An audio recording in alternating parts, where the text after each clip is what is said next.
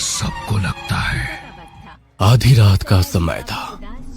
दिसंबर का महीना और चारों ओर फैले धुंध की सफेद चादर के बीच कोई था जो घूंघट को सीने तक ओढ़े तेज कदमों से शमशान की ओर बढ़ा जा रहा था।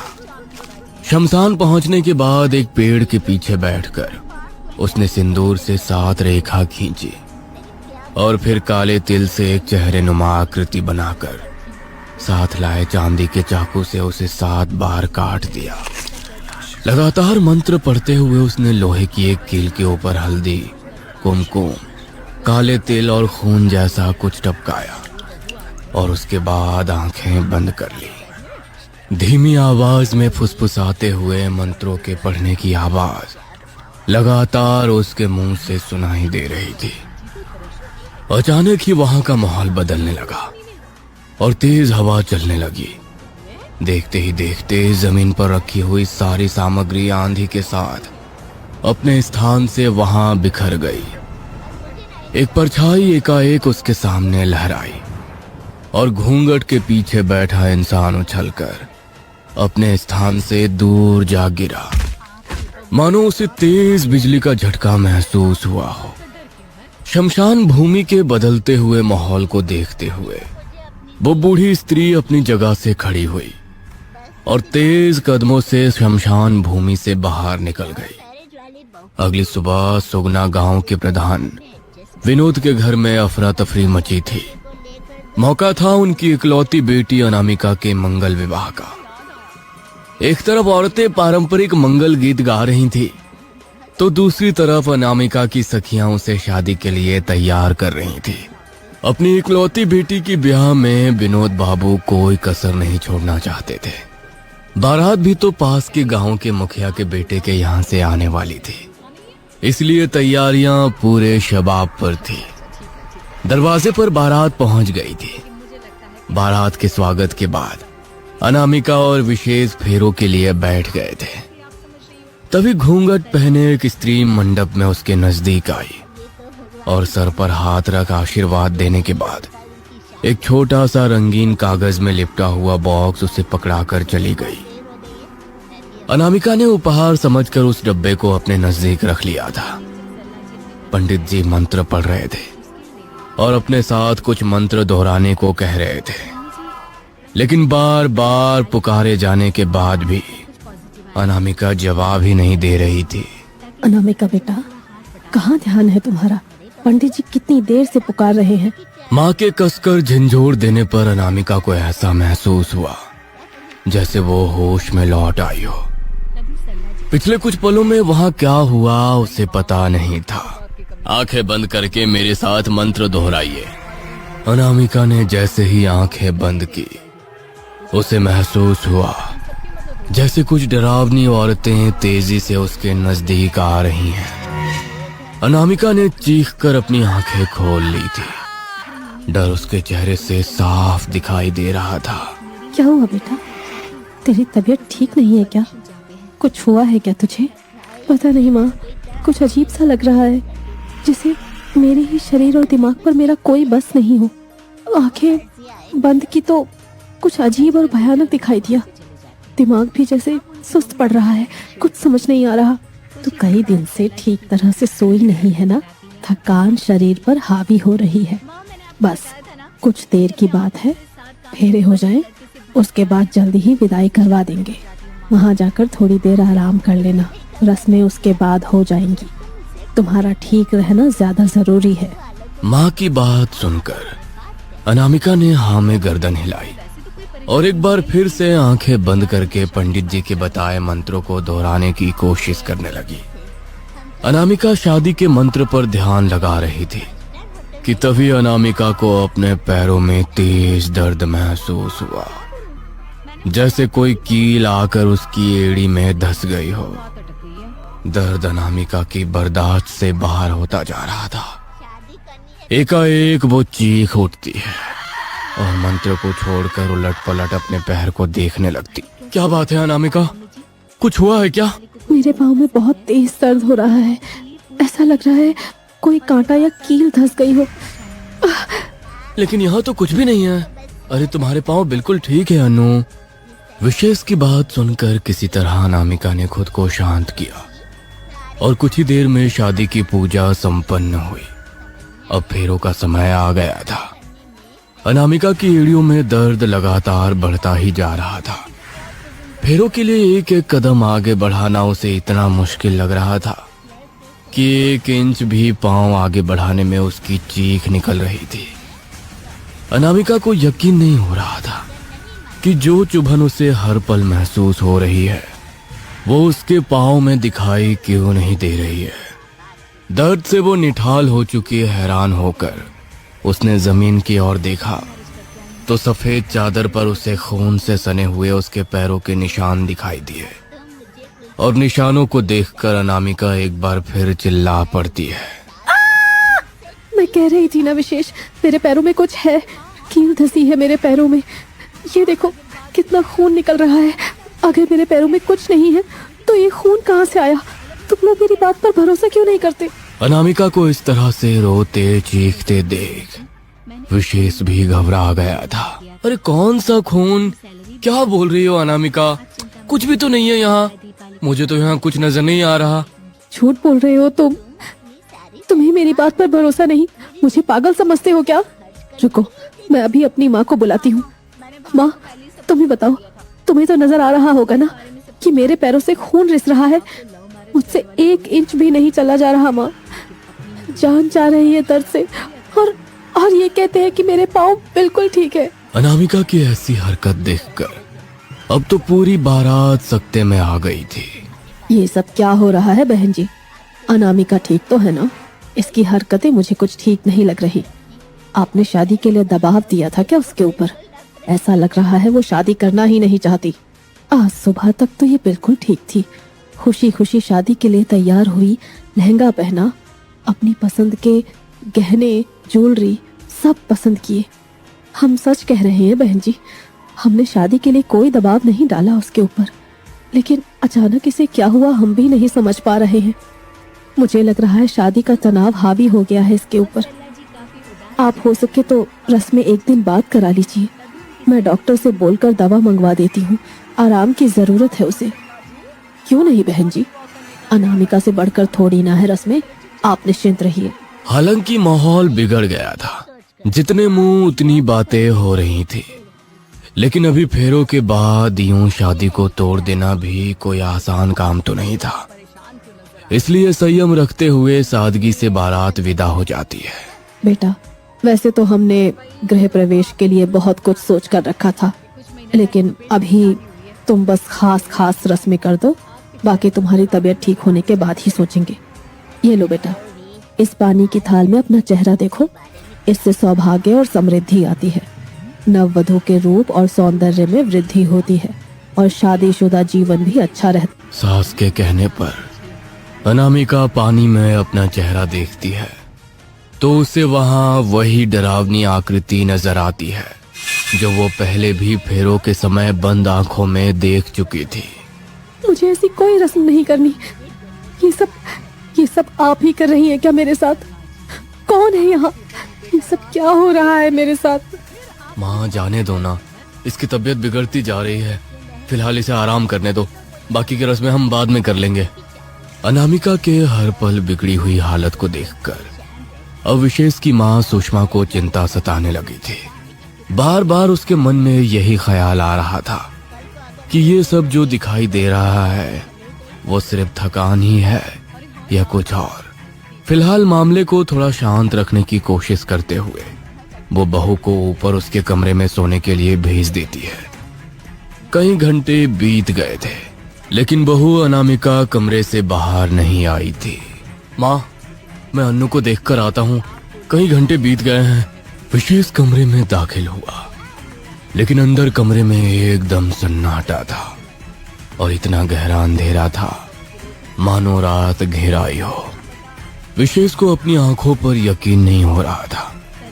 दोपहर के 3 बजे खिड़कियों से झांक कर आने वाली रोशनी भी कमरे के अंदर तक नहीं पहुंच पा रही थी। जैसे कोई ताकत उस रोशनी को अंदर आने से रोक रही थी। विशेष को एक अजीब सी बेचैनी महसूस होने लगी। उसने लाइट ऑन की तो एकाएक बल्ब फ्लैक्चुएट होने लगा और अगले ही पल टूटकर जमीन में गिर पड़ा। विशेष ने अपना मोबाइल निकाला और घबराई सी आवाज में पत्नी को पुकारा, अन्नू कहाँ हो तुम? अन्नू बिस्तर पर नहीं थी, बस एक दबी हुई सी हंसने की डरावनी आवाज उसके कानों में सुनाई पड़ी। तभी उसे कटखट की आवाज सुनाई देती है। विशेष ने फ्लैशलाइट की रोशनी में बेड के नीचे झांक कर देखा तो सामने का नजारा देखकर उसके होश उड़ गए। अन्नू की आंखों से पुतलियां गायब थी, गर्दन दूसरी दिशा में मुड़ी हुई थी और वो किसी रबर की गुड़िया की तरह मुड़ी हुई थी। अन्नू, ये क्या हो गया तुम्हें? अन्नू! शोर नहीं, वो सो रही है। विशेष ने अन्नू के बताए दिशा में नजर घुमाई तो देखा जमीन पर कोई लेटा हुआ है। जैसे ही विशेष ने रोशनी उसके चेहरे पर घुमाई, उसने आंखें खोल दी और मुड़कर विशेष को देखने लगी। विशेष को इस पल में अपनी आंखों पर यकीन नहीं हो रहा था। एक साथ दो अनामिका को देखकर उसने चीखते हुए नीचे माँ की ओर दौड़ लगा दी। वो अनामिका नहीं है माँ, कोई और है जो मैं अपनी आंखों से देखकर आ रहा हूँ ना। शब्दों में तुम्हें बयान नहीं कर सकता। तुम कुछ करो, हम ऐसे हाथ पर हाथ रखकर नहीं बैठ सकते वरना कुछ बुरा हो जाएगा। बेटे की बात सुनकर सुषमा जी पंडित जी को बुलाती है। आपकी बहू के आसपास कुछ है, जरूर किसी ने कोई टोटका किया है। हमारी सिद्धि तो यही कहती है कि वो अभिमंत्रित सामान अभी भी आपके घर में मौजूद है। पंडित जी की बात सुनकर सुषमा और विशेष के चेहरे का रंग उड़ गया था।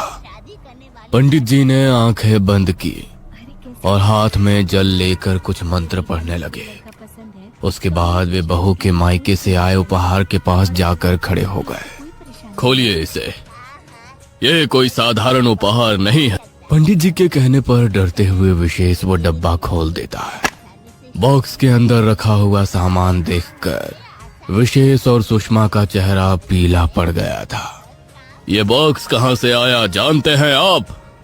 हाँ, याद आया, जब हम फेरों पर बैठे थे तो कोई घूंघट वाली औरत आकर ये गिफ्ट देकर गई थी।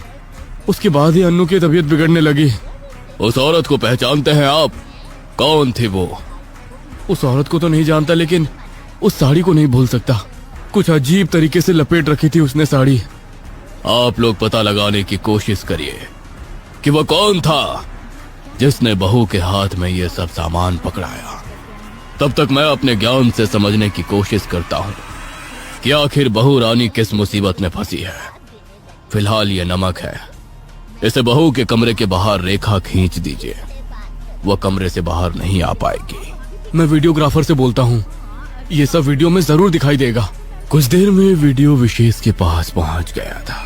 तुम जानती हो माँ, कौन है ये साड़ी वाली औरत?